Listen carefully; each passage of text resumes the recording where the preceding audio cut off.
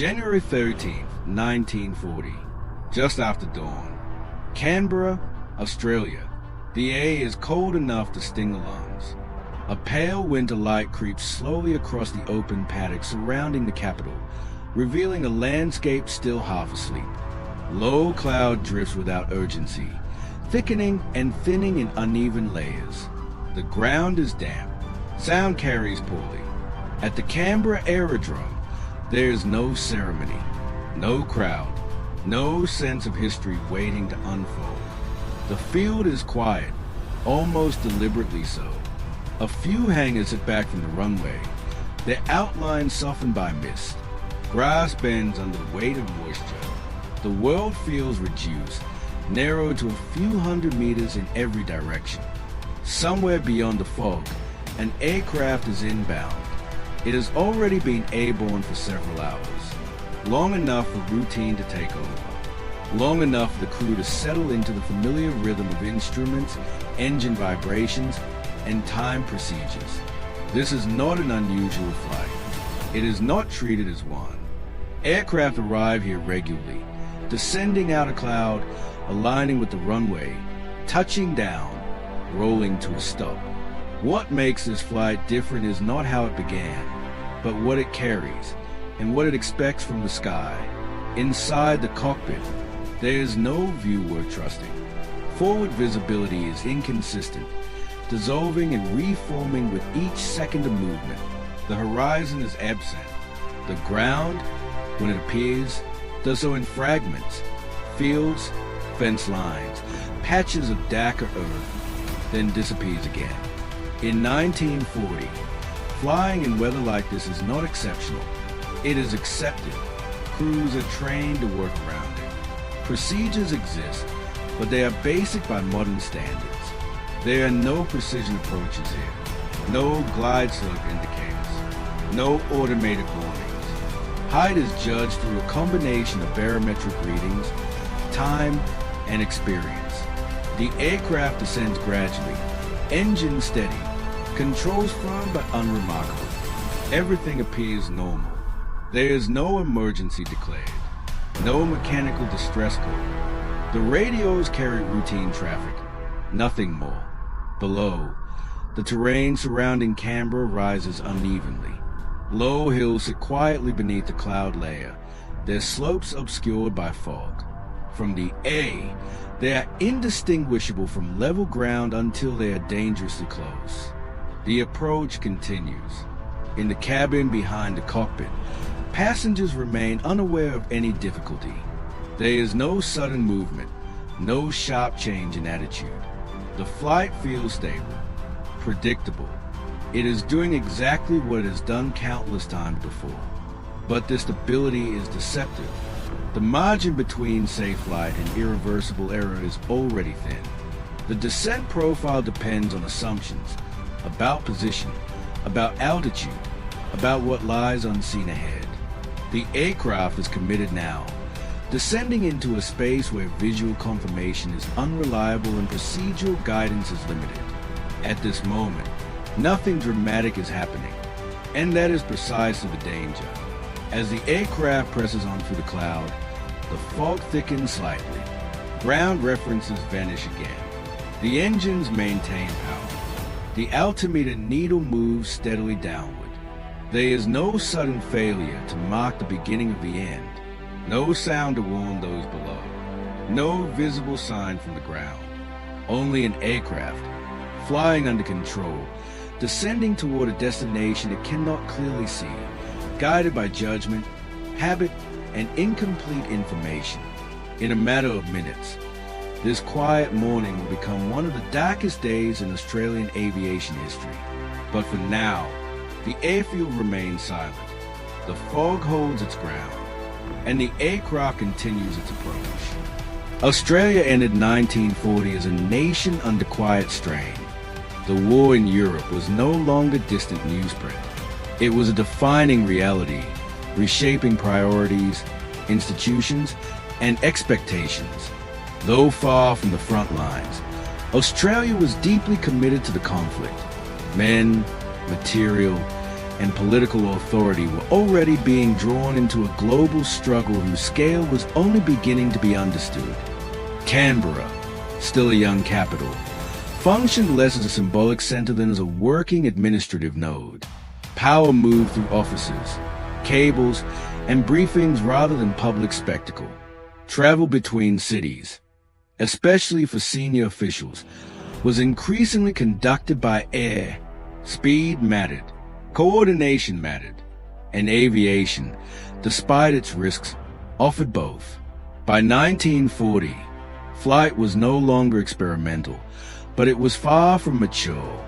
Aircraft had improved rapidly in the interwar years, yet procedures, infrastructure, and safety margins lagged behind ambition.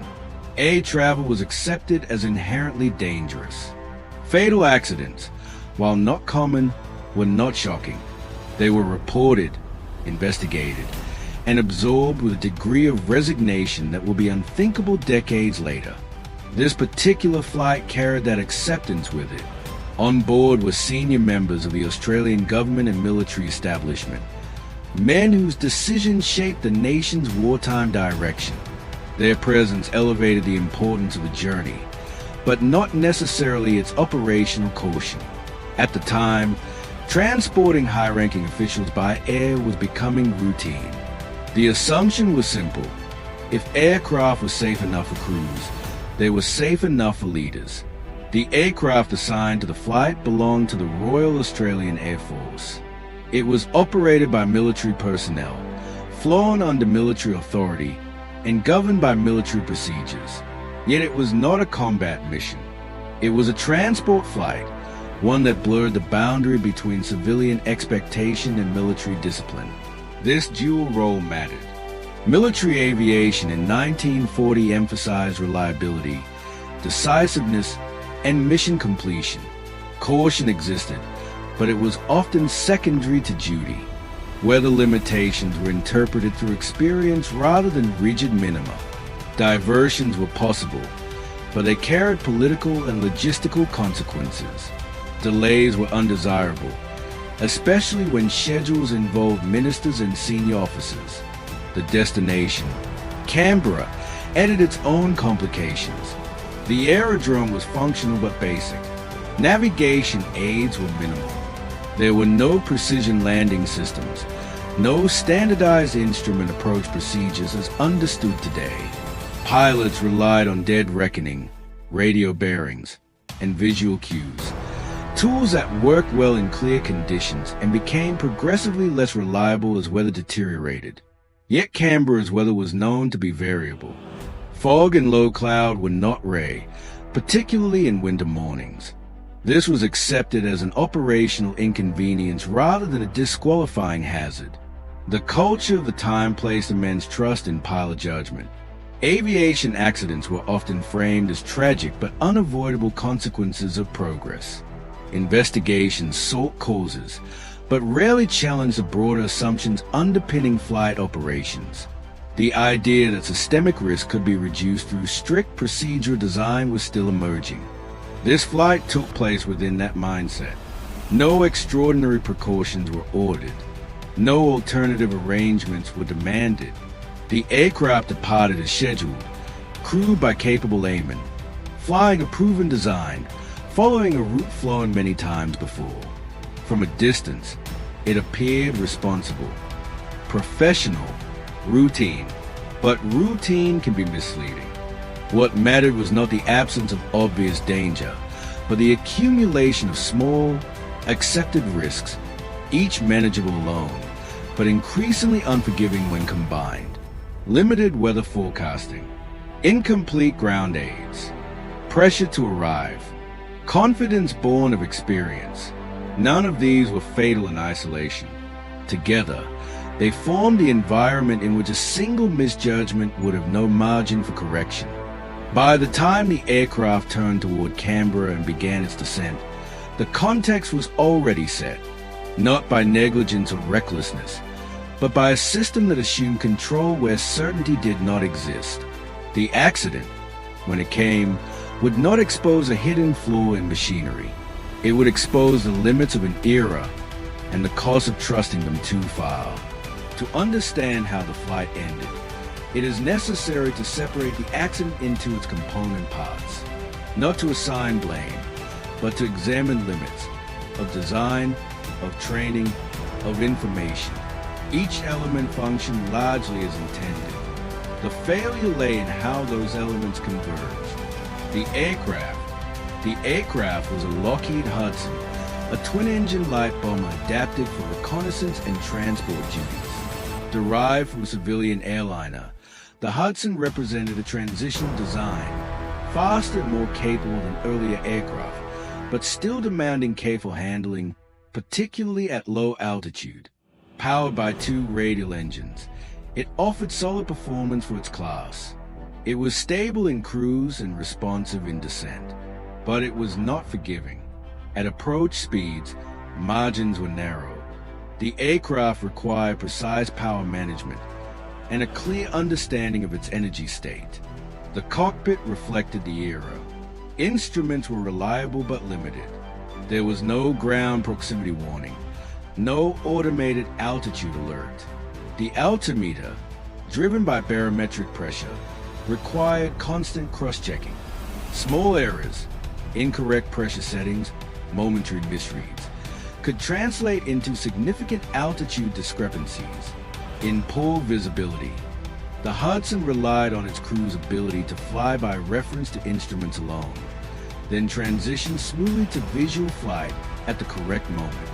This transition was critical and vulnerable. The flight crew were trained military aviators. They were competent, disciplined, and familiar with the aircraft type. Nothing in their record suggested recklessness or inexperience. But training in 1940 reflected the operational realities of the time. Instrument flying existed, but it was not emphasized to the degree it would be in later decades. Visual approaches remained the norm. Crews were accustomed to descending through cloud with the expectation that the ground would appear as anticipated. Hierarchy also mattered. The captain bore full responsibility, but decision-making occurred within an unspoken framework. Complete the mission unless conditions clearly forbade it. Ambiguity favored continuation. Fatigue was not considered a primary factor, but workload was significant. In poor weather, with limited external references, attention narrowed, cognitive load increased. Small deviations became easier to miss. The crew were not making reckless choices. They were making reasonable choices based on incomplete information. The environment. Canberra's surrounding terrain is deceptively complex. While not mountainous, it rises unevenly, with low hills and shallow ridgelines extending toward the aerodrome. In clear weather, these features are obvious. In fog, they are invisible until contact.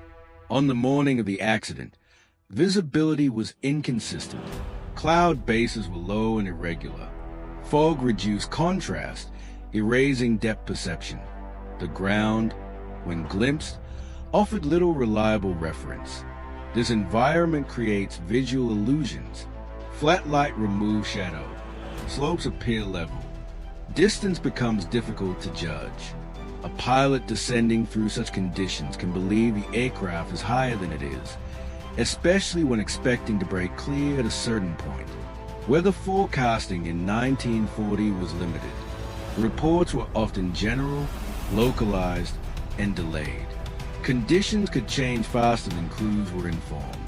By the time the aircraft was committed to its descent, the environment offered no reliable correction. The systems, navigation, and approach systems were basic. There were no precision radio aids guiding aircraft along a stabilized glide path. Pilots used time, headings, and estimated descent rates.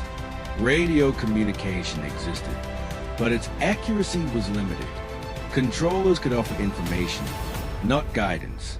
Approach procedures were informal by modern standards. Minimum safe altitudes were not rigidly defined. The responsibility for terrain clearance rested almost entirely with the crew. This placed enormous emphasis on judgment that worked well in good conditions, and failed quietly in poor ones. There was no single system failure, no broken instrument, no missing signal. The system functioned exactly as it had been designed to function. What it could not do was compensate for uncertainty. Each of these angles, aircraft, crew, environment, systems, was survivable alone. Together, they created a narrowing corridor of safety, one that depended on timing, visibility, and expectation aligning precisely. As the Hudson descended toward Canberra, that corridor closed. The final phase of the flight begins without urgency. The Lockheed Hudson descends steadily toward Canberra, engines set to a controlled power setting, airspeed stable. The aircraft is under command, responding precisely to inputs. Nothing suggests distress. Outside, visibility fluctuates. The cloud thins briefly, then closes again. The ground appears in fragments, patches of earth, indistinct shapes, then disappears. There is no continuous visual reference to confirm height or position. The crew continue the approach. At this stage, the flight depends on expectation.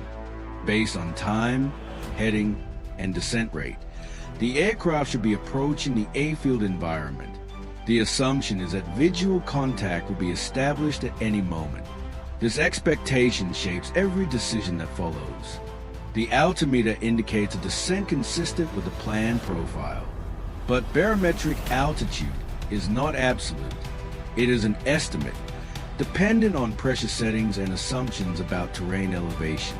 Small discrepancies are common. In flat terrain, they are often inconsequential. Here, they are not. The Hudson continues forward, descending through a layer of cloud that offers no horizon. Without external references, depth perception collapses. The aircraft's attitude feels low. The engines sound normal. There is no sensation of proximity to the ground. Below, the terrain rises gently toward the aircraft's flight path. The moment when this becomes critical is subtle. There is no abrupt warning, no sudden realization. The crew believe they are still clear of obstacles. The descent continues as planned. At low altitude, the margin for correction disappears. Witnesses on the ground later describe a sudden emergence from cloud, an aircraft appearing unexpectedly, already too low. It is not aligned with the runway. It is not climbing. It is simply there, moving forward under control. Seconds later, it strikes rising ground short of the aerodrome. The impact is immediate and catastrophic. There is no time for evasive action, no opportunity for recovery. The aircraft, still under power, is destroyed on contact. There is no prolonged sequence, no drawn-out struggle. The accident unfolds in an instant. Silence returns quickly to the fog-covered hills. For those at the airfield, the absence is what first draws attention. An aircraft expected to land does not arrive. Minutes pass, then more. Radio calls go unanswered. Search efforts begin, hampered by the same weather that obscured the approach. Visibility remains poor. The terrain is uneven. It takes time to locate the site. When the wreckage is found, it confirms what the evidence already suggests. A controlled aircraft descending into terrain it could not see. There is no sign of mechanical failure, no indication of a desperate maneuver. The Hudson did not stall. It did not break apart in flight. It flew, under command, into the ground. The accident claims all on board. Among them are senior figures whose loss will resonate far beyond the hillside where the aircraft fell. But at this moment, the focus is narrower, on a quiet stretch of land, on a flight that ended without warning, and on a sequence of decisions that offered no final escape. The news spreads quickly, then slows under the weight of disbelief. An aircraft has failed to arrive. Contact has been lost. Search teams are dispatched into poor weather, moving across terrain already known to complicate flying. When the wreckage is located, confirmation follows with grim certainty. There are no survivors. The loss is immediate and profound. Among the dead are senior members of the Australian government and military command. Their absence creates not only personal grief, but an operational vacuum. Decisions planned for weeks ahead are suddenly without their authors. The nation, still adjusting to the realities of war, absorbs a shock it was not prepared for. An investigation begins under wartime conditions. Accident inquiry in 1940 lacks many of the tools considered essential today. There are no flight data recorders, no cockpit voice recordings. The reconstruction relies on physical evidence, witness statements, weather reports, and operational documentation. Investigators examine the wreckage and find no indication of structural failure before impact. Engines show evidence of power at the moment of contact. Control surfaces are consistent with normal flight. Nothing suggests sabotage or in-flight malfunction. Attention turns instead to circumstances. Weather reports confirm low cloud and fog around Canberra at the time of the approach. Visibility was poor, varying rapidly over short distances. Terrain clearance margins were limited. The inquiry concludes that the aircraft was under control when it struck the ground. The descent continued below a safe altitude without visual reference to terrain. The cause is recorded as a navigational and judgment error during approach in adverse weather. This conclusion is factual, but incomplete. It identifies what happened, not why it was allowed to happen. The investigation does not single out the crew for blame, nor does it deeply challenge the procedures that placed them in that position. This reflects the era. Accidents are seen as isolated failures rather than symptoms of systemic weakness. Yet the impact of the crash forces change regardless. Transport of senior officials by air comes under renewed scrutiny. Weather minima are reconsidered. Greater emphasis is placed on diversion decisions and the acceptance of delay. Training in instrument flying begins to receive increased attention, though progress is gradual. The Royal Australian Air Force absorbs the lesson quietly. There are no public declarations of reform. Adjustments occur incrementally, folded into evolving doctrine rather than announced as reaction. For the public, the effect is different. The accident undermines confidence in air travel at a critical moment. Aviation is essential to wartime mobility, yet now visibly vulnerable. Newspapers report the facts with restraint, but the message is clear. Flight remains unforgiving. Canberra itself becomes associated with loss. The hillside where the aircraft fell is marked not by spectacle, but by absence. A routine destination becomes a place of memory. In the months that follow, operations continue. Aircraft still fly into marginal weather. Crews still rely on judgment. But something has shifted. The crash is no longer just an unfortunate outcome. It is a reference point, a reminder that experience and intention cannot overcome physical limits. The investigation closes with its findings recorded, filed, and archived. Its language is calm. Its conclusions are measured. Its consequences, however, will echo far longer than its pages suggest. In the years that follow, the Canberra Air Disaster fades from headlines, but not from institutional memory. There is no single reform that can be traced directly to the crash. No immediate overhaul. No dramatic shift announced in response. Change comes instead through accumulation. Quiet adjustments shaped by recognition rather than outrage. The accident reinforces an emerging truth in aviation. Experience alone is not protection. Gradually, approach procedures become more structured.